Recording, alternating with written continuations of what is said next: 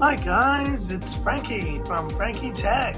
Good to see you guys again, and I'm here with my comparison between the Redmi 10X Pro and the Redmi 10X 5G. Now, I don't want to do a full in-depth comparison between these two phones. Why is that? Because both of these phones are so similar. 9mm, 9mm, 208 grams, 205 grams, 6.57 inch AMOLED display, 6.57 inch AMOLED display, Dimensity 820, Dimensity 820. And this Redmi 10X 5G, which is the giveaway phone, by the way, is the 8128GB version. Same single bottom firing speaker on these phones, same 3.5mm headphone jack, the same 4520 mAh capacity on both phones, and the same OmniVision OV48B on both of these phones. And considering the fact you can get the Pro version in the same colorways as the 5G regular version, there really is so much in common with these phones that sometimes I wonder if Xiaomi's approach to naming this a Pro version is really truly worth it. And yes, absolutely gorgeous plastic edge devices, Gorilla Glass 5 on the back. The gold matte version is definitely the way to go because it is the most premium feeling of the two. Red accent power buttons, exact same size bottom bezels and notches. And so in terms of overall experience, you're not going to go wrong with either of these phones. And so I really think the decision between the Pro and the regular 5G version is more of a pricing consideration and what exactly you are getting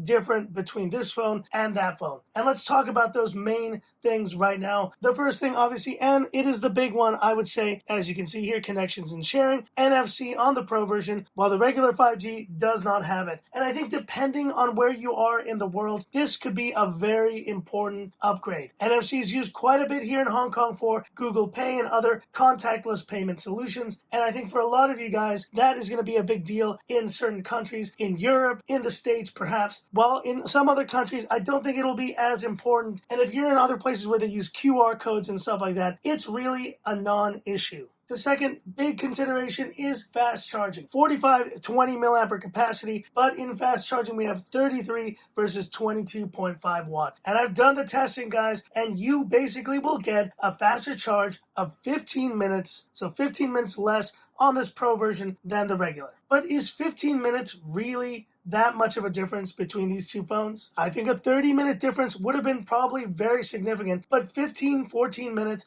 that's not that big of a difference. And finally, in the camera department are where we see the third and fourth differences between these phones. And so on the Pro version, we have a 20 megapixel selfie camera versus a 16 megapixel. And let me tell you guys, from the results I have looked at, I don't really notice much of a difference. It's a very similar result I get from both the Pro version and the regular 5G version. I think the one big area in cameras where you see the difference is in the zoom capability. So the regular version will go up to 2x and you can zoom in all the way up to 10x, as you can see right there, while this Pro version has these different toggles which allows you to go 3x, 5x, 10x, and 30x. Now keep in mind, optical zoom is limited only to 3x. So if you go 3x, that's about as far as you're going to use your optical zoom on this phone. Everything else after 3x is going to be hybrid. And yes, the results of the Pro version are pretty solid and it will be a useful feature once in a while. But I think 99% of the time, guys, you're going to be using the main sensor on this phone. And it's the same OmniVision sensor on both of these phones, which is actually getting great results both on the regular and the Pro version. Now, I do like that they've switched the depth sensor on the regular for this 5 megapixel macro camera, and I've had some pretty pleasing results. But once again, I just think that macro cameras in general on phones are kind of one of those use it once and then forget it features. I like doing macro shots occasionally, but within a week of probably testing a phone, just like the Redmi K30 Pro, I didn't take another macro shot again. And for you spec junkies, sure, you can say you have 4 cameras on the Pro version, while the poor measly regular version only has 3. But in the grand scheme of things, guys, I don't think that is the way that most of you shop for your phones. And so honestly, guys, I think the Pro version release of the Redmi 10X is one of the lesser upgrades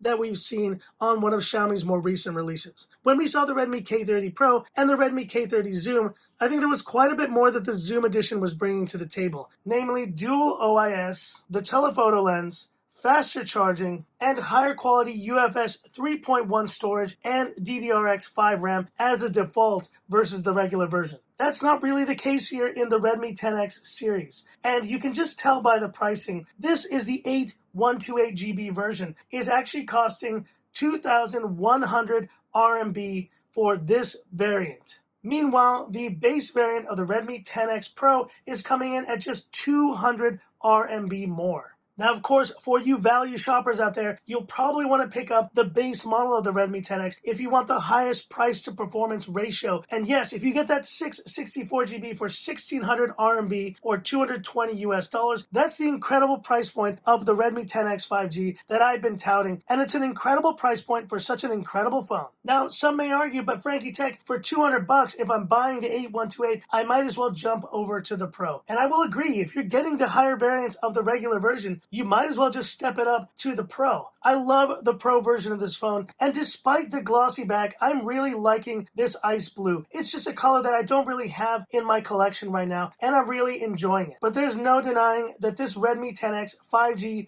regular version at its 1600 RMB price point is the one to get. For all the concern that someone may have buying a Redmi MediaTek phone, all that concern goes away once you go for the base model of this phone. 220 US dollars for the amount of power that this is offering is unprecedented. And I really do hope when this phone is released as the Poco F2 or the Poco M2 Pro in India, that it hits that incredible 220 US dollar price point. Even under 250 US dollars, it would be a stunning achievement for Redmi to pull off this spec list for that price. And so, like all phone buying decisions, guys, it's going to come down to your personal preference. Do you value the NFC? Do you value the slightly improved cameras? Do you value the slightly faster charging? And are you willing to pay a little more for those things? Then definitely pick up the Redmi 10X Pro. If not, guys, I think you are better off picking my value champ of 2020, the Redmi 10X 5G. It is the true Pocophone F1 deal of deals here in 2020, and you will be very happy with your purchase.